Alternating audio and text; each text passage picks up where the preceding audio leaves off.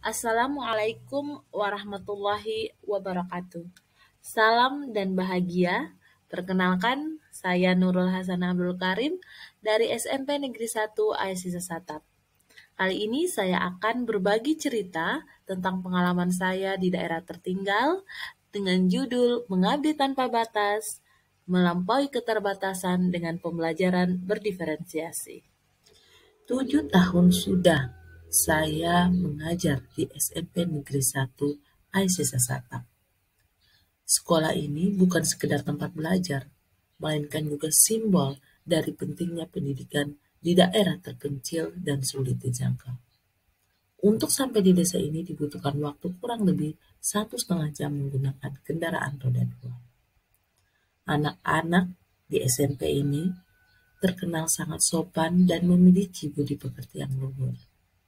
Hal ini tercermin dalam perilaku mereka sehari-hari, baik di sekolah maupun di lingkungan masyarakat.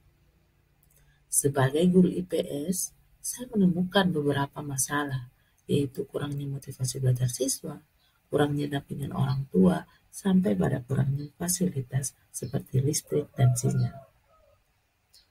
Beberapa hal yang dilakukan oleh saya dan rekan sejawat adalah bagaimana kami mensosialisasikan pentingnya dampingan orang tua dalam proses belajar di rumah.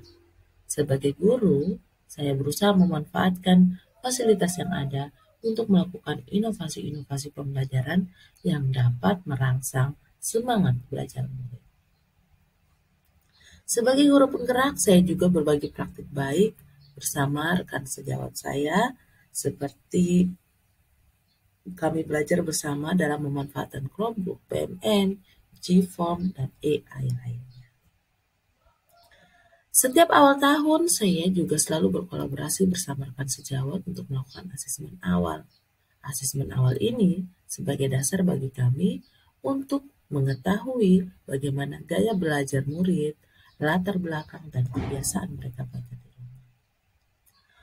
Sebagai guru, tantangan terbesar saya dalam menerapkan pembelajaran berdiferensiasi adalah ketika saya harus mencari ide yang cocok dengan materi yang ingin saya ajarkan.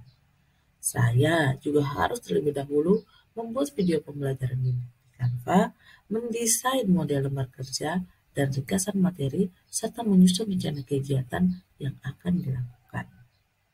Selain itu, saya juga memastikan materi dan video telah tersimpan di dalam setiap Chromebook yang akan digunakan oleh siswa.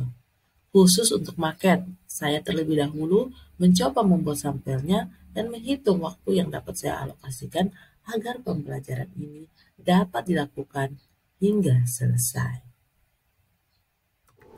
Berikut ini merupakan salah satu contoh pembelajaran berdiferensiasi tentang materi potensi sumber daya alam.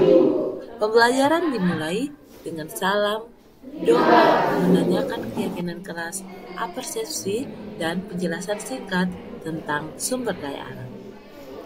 Berikut Buah kelapa itu manfaatnya untuk apa saja? Ayo coba. Angkat tangan. Saya diminum. Apa saja? 7. Ya, 5. Tujuan. Dijual. Apanya dijual? Apanya yang dijual? Isinya. Ya. Iya. Jadi apa? Oh. Lalu.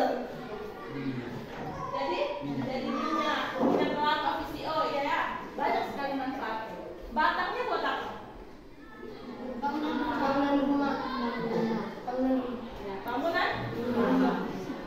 Jadi kelapa itu banyak sekali manfaat. Nah, kelapa ini merupakan salah satu sumber daya alam. Nah, sesuai dengan kelapa ini, kita hari ini akan belajar tentang sumber daya alam. Dalam proses pembelajaran, kelompok 1 memilih membuat maket potensi sumber daya alam berdasarkan instruksi serta video dan materi yang telah disediakan. Bahan-bahan pembuatan maket diambil langsung dari alam dan barang bekas. Guru menyediakan gunting, lem, pewarna gambar, dan gabus bekas untuk memudahkan murid menyelesaikan produk mereka. Murid juga diminta untuk menuliskan penjelasan pada masing-masing item sumber daya alam yang mereka hasilkan. Kelompok 2 memilih puzzle. Guru memberikan sumber belajar yang sama serta LKS yang akan menuntut mereka dalam menghasilkan produk. Kelompok ini menyusun puzzle yang disediakan oleh guru, kemudian mengklasifikasikan macam-macam sumber daya alam dan penjelasnya ke dalam kertas karton. Untuk kelompok 3 dan 4, guru memberikan masing-masing sumber belajar dan instruksi dalam LKS. Guru menyediakan template, brosur, dan gambar pendukung yang berhubungan dengan materi. Murid diminta untuk menonton video dan membaca materi agar dapat membuat dan menjelaskan isi dari brosur yang dihasilkan. Setelah menyelesaikan produk, siswa diminta untuk saling mengunjungi dan bertanya tentang materi dan produk yang dihasilkan. Kegiatan ini saya beri nama Pasar Sumber Daya Alam. Anak-anak diminta bertanya dan menuliskan jawaban di buku mereka, serta memberi masukan pada produk yang dihasilkan oleh rekan sejawat.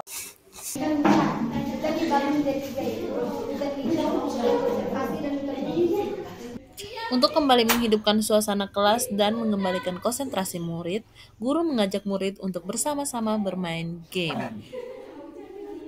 Untuk kembali menghidupkan suasana kelas dan mengembalikan konsentrasi murid, guru mengajak murid untuk bersama-sama bermain game.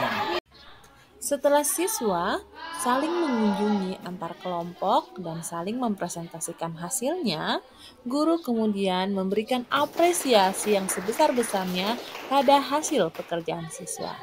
Guru dan murid kemudian bersama-sama mengambil kesimpulan terhadap materi yang telah dipelajari. Untuk memastikan pemahaman siswa, guru kemudian membuat post-test lisan. 2 murid dengan skor terbanyak akan maju ke babak final dengan bermain ular tangga raksasa. Siswa yang berhasil lolos mendapatkan apresiasi dari guru dan teman-teman di kelas.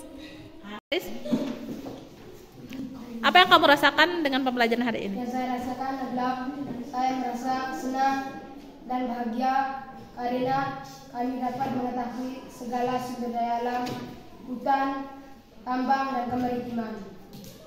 Kami juga bahagia karena kami dapat membuat maket yang unik dan berfungsi bagi kami. Iya, baik. Tepuk tangan dulu buat Yeris. Setelah refleksi dilakukan, murid dan guru kemudian menutup kegiatan dengan doa.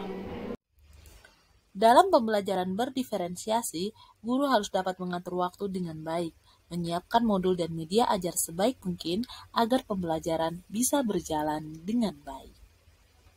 Pembelajaran berdiferensiasi ini juga dapat meningkatkan motivasi belajar dan pemahaman siswa. Pembelajaran ini membuat murid lebih percaya diri, mampu berkolaborasi, dan memiliki kemandirian.